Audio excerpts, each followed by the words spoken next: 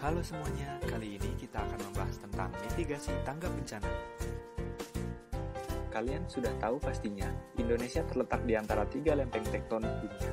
Yang pertama ada lempeng Eurasia dari utara, yang kedua ada lempeng Pasifik dari timur, dan yang ketiga ada lempeng Indo-Australia dari selatan.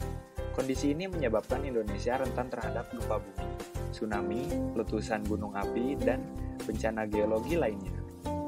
Indonesia terletak di garis khatulistiwa, sehingga wilayahnya beriklim tropis.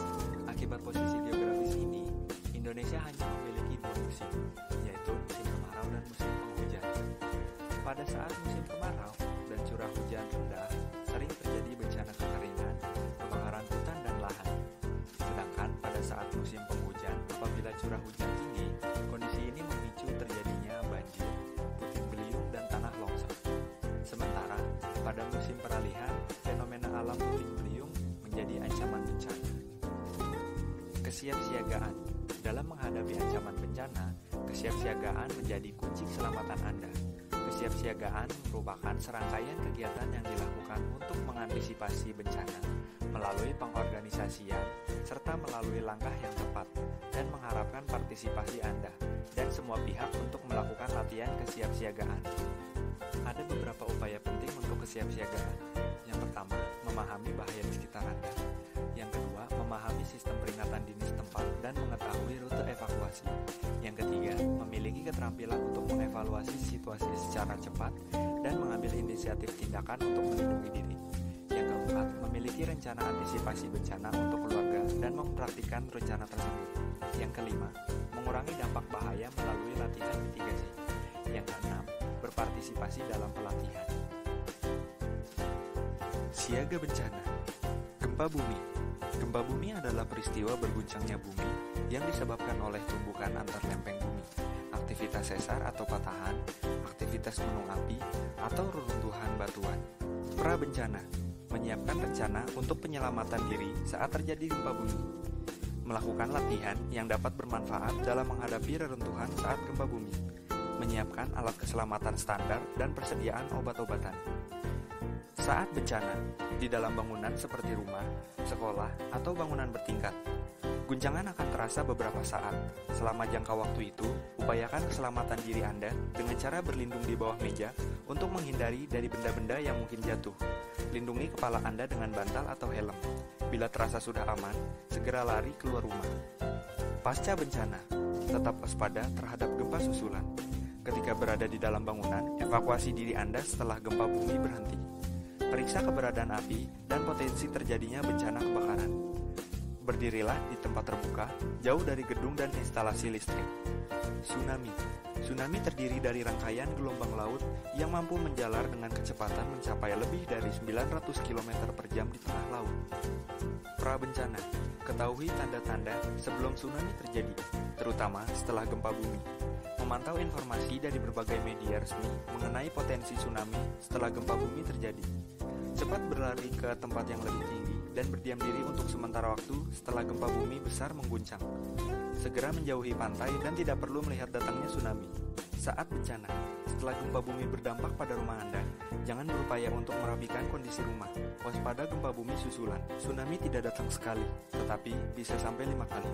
Oleh karena itu, sebelum ada pengumuman dari pihak berwenang bahwa kondisi telah aman, janganlah meninggalkan tempat evakuasi karena seringkali gelombang yang datang justru lebih tinggi dan berbahaya. Pasca bencana, tetap utamakan keselamatan dan bukan barang-barang Anda. Waspada dengan instalasi listrik dan pipa gas. Jauhi area yang tergenang dan rusak sampai ada informasi aman dari pihak berwenang. Hindari air yang menggenang karena kemungkinan kontaminasi zat-zat berbahaya dan ancaman tersengat listrik. Erupsi gunung api. Erupsi gunung api memiliki bahaya yang sangat besar bagi kehidupan, seperti awan panas, aliran lava, gas beracun, lontaran material, hujan abu, dan lahar letusan. Prabencana. Perhatikan arahan dari PVMBG dan perkembangan aktivitas gunung api. Siapkan masker dan kacamata pelindung untuk mengatasi debu vulkanik. Mengetahui jalur evakuasi dan shelter yang telah disiapkan oleh pihak yang berwenang. Menyiapkan skenario evakuasi lain jika dampak letusan meluas di luar prediksi para ahli. Saat bencana, tidak berada di lokasi direkomendasikan untuk dikosongkan. Hindari tempat terbuka. Lindungi diri dari abu letusan gunung api. Gunakan kacamata pelindung, masker, atau kain basah untuk menutup mulut dan hidung. Kenakan pakaian tertutup seperti baju lengan panjang dan celana panjang. Pasca bencana, kurangi terpapar dari abu vulkanik. Hindari mengendarai mobil di daerah yang terkena hujan abu vulkanik, sebab bisa merusak mesin kendaraan. Bersihkan atap dari timbunan debu vulkanik, karena beratnya bisa merobohkan dan merusak atap rumah atau bangunan. Waspada wilayah aliran sungai yang berpotensi terlanda bahaya lahar pada musim hujan. Banjir. Banjir merupakan peristiwa ketika air menggenangi suatu wilayah yang biasanya tidak tergenang air dalam jangka waktu tertentu. Banjir biasanya terjadi karena curah hujan tinggi, mengakibatkan meluapnya air sungai, laut, dan lain-lain. Pra-bencana. Mengetahui tingkat kerentanan tempat tinggal kita, apakah berada di zona rawan banjir. Mengetahui cara-cara untuk melindungi rumah kita dari banjir. Melakukan persiapan untuk evakuasi, termasuk memahami rute evakuasi pada daerah yang lebih tinggi. Mengetahui kebutuhan-kebutuhan khusus anggota keluarga dan tetangga apabila terjadi banjir. Saat bencana, apabila terjadi banjir, segeralah evakuasi ke tempat yang lebih tinggi. Apabila Anda harus bersiap untuk evakuasi, amankan rumah Anda. Tempatkan barang-barang berharga pada bagian yang lebih tinggi di dalam rumah. Matikan semua jaringan listrik apabila ada instruksi dari pihak berwenang. Cabut semua alat rumah tangga yang masih tersambung.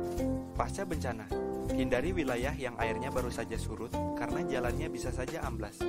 Waspada dengan instalasi listrik. Hindari air banjir karena kemungkinan terkontaminasi zat-zat berbahaya dan ancaman kesetrum.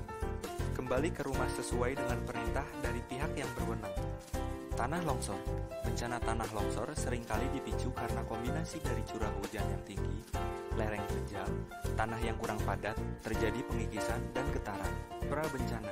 Hindari daerah rawan bencana untuk pembangunan pemukiman dan fasilitas utama lainnya. Membuat terasering dengan sistem drainase yang tepat. Penghijauan dengan tanaman yang sistem perakarannya dalam dan jarak tanam yang tepat. Saat bencana, segera evakuasi diri untuk menjauhi suara gemuruh atau arah datangnya longsoran. Apabila mendengar suara sirine peringatan longsor, segera evakuasi ke arah zona evakuasi yang telah ditentukan. Pasca bencana, hindari wilayah longsor karena kondisi tanah yang labil. Apabila hujan turun setelah longsor terjadi, antisipasi longsor susulan. Puting beliung. Bencana puting beliung sebagai akibat dari peristiwa hidrometeorologis, meningkatnya intensitas kejadian pada masa peralihan musim. Pra-bencana. Membuat rumah atau bangunan yang kokoh. Meningkatkan pengetahuan tentang angin puting beliung dan cara penyelamatan diri. Memperhatikan tanda-tanda terjadinya angin puting beliung seperti udara terasa panas, kemudian muncul awan gelap yang berlangsung hingga sore hari. Saat bencana, bawa masuk barang-barang ke dalam rumah agar tidak terbawa angin. Tutup jendela dan pintu, lalu kunci. Matikan semua aliran listrik dan peralatan elektronik. Hindari bangunan yang tinggi, yang listrik, papan reklame, dan sebagainya. Pasca bencana, pastikan tidak ada anggota keluarga yang cedera. Bila jatuh korban, segera berikan pertolongan darurat. Laporkan segera kepada pihak yang berwenang jika ada kerusakan yang berhubungan dengan listrik, gas, dan kerusakan lainnya. Kekeringan. Kekeringan merupakan kondisi kekurangan pasokan air dari curah hujan dalam jangka waktu tertentu, biasanya satu musim atau lebih, yang berakibat pada kekurangan air untuk beberapa sektor kegiatan. Pra-bencana. Menjaga sumber atau mata air. Menggunakan air dengan bijak. Tidak merusak hutan atau kawasan cagar alam. Secara kolektif membuat waduk atau embung untuk menampung air hujan dan dipergunakan saat musim kemarau. Saat bencana, melapor dan meminta bantuan air bersih pada pihak yang berwenang. Mengatur jadwal penggunaan air yang masih ada. Pelaksanaan hujan buatan. Pasca bencana, membuat sumur resapan atau biopori. Membuat waduk atau bendungan untuk menampung air hujan. Kebakaran hutan. Kebakaran hutan dan lahan adalah keadaan pada lahan dan hutan yang dilanda api sehingga mengakibatkan kerusakan serta dampak yang merugikan. Ada 5 kategori kualitas udara.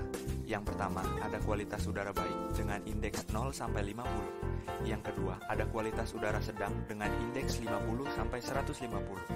Yang ketiga, ada kualitas udara tidak sehat dengan indeks 150 sampai 250. Yang keempat, ada kualitas udara sangat tidak sehat dengan indeks 250 sampai 350. Dan yang terakhir, ada kualitas udara berbahaya dengan indeks di atas 350. Pra-bencana memberikan peringatan kepada warga yang tinggal di sekitar hutan karena banyak yang belum mempunyai pengetahuan yang memadai tentang hutan dan menyebabkan kerusakan ekosistem yang fatal. Hindari membakar ketika cuaca berangin. Angin kencang menjadi faktor utama kebakaran hutan semakin meluas. Pastikan api sudah mati sebelum warga pergi meninggalkan tempat pembakaran. Saat bencana, apabila tidak memiliki kepentingan, jangan keluar rumah. Nyalakan air conditioner atau filtrasi udara. Segera periksa ke dokter bila memiliki gangguan jantung atau paru-paru. Berikut adalah beberapa kontak darurat yang bisa dihubungi ketika terjadi bencana.